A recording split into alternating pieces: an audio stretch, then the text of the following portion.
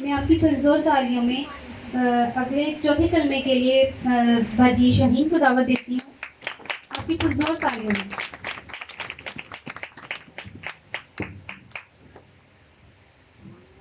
मेरी तरफ से सब बहन भाई को खुदा यीशु मसीह के जलाली और बाबरकत नाम इस्लाम हम अपनी आंखों को बंद करेंगे।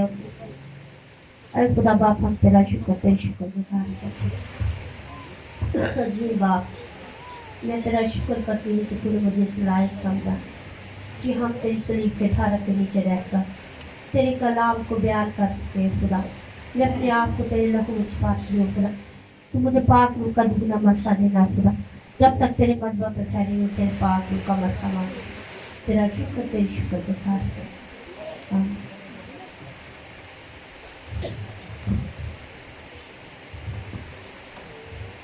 ये चौथा कलमा जुदाई का कलमा है।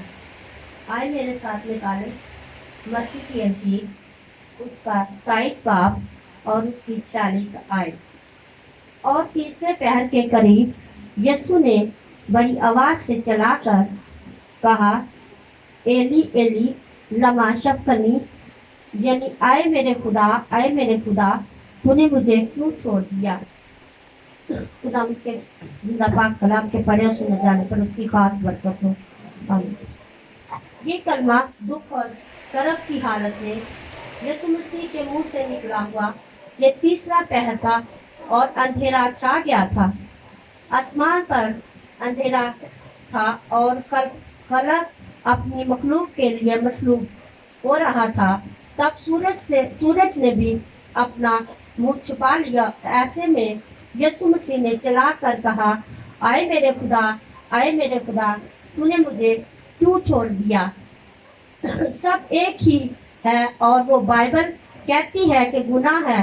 यशायाह नबी का सहीफा ये बताता है कि उस खुदा ने हम सब की बदकारी यीशु मसीह पर ला दी।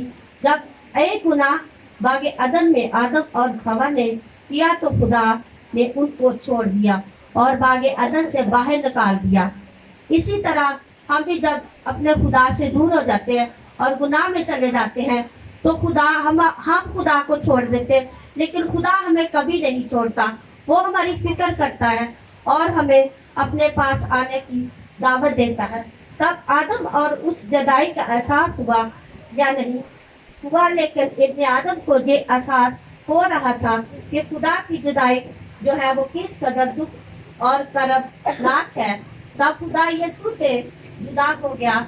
इसी तरह जब हम अपनी जिंदगियों में गुनाह को पैदा करते हैं तो खुदा यीशु मसीह हमसे दूर हो जाता है, लेकिन वो फिर भी हमारी फिक्र करता है। हमें उसे पुकारना चाहिए और उसकी इबादत करनी चाहिए।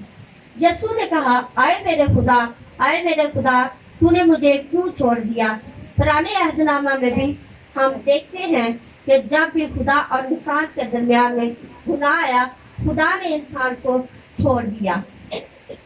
लेकिन यहाँ मसीह को छोड़ा जाना फर्क है। इंसान को जब भी खुदा ने छोड़ा तो वो इंसान के अपने गुनाह की वजह से छोड़ा। ये मैंने पहले बता दिया कि जब खुदा इंसान को छोड़ता तो वो हमारी गुनाह की वजह से छोड़ता। लेकिन जब मसीह यीशु को सलीब पर लटके हुए छोड़ा था तब उनके गुनाहों के सबब से नहीं बल्कि मेरे और आपके गुनाहों के सबब से छोड़ा।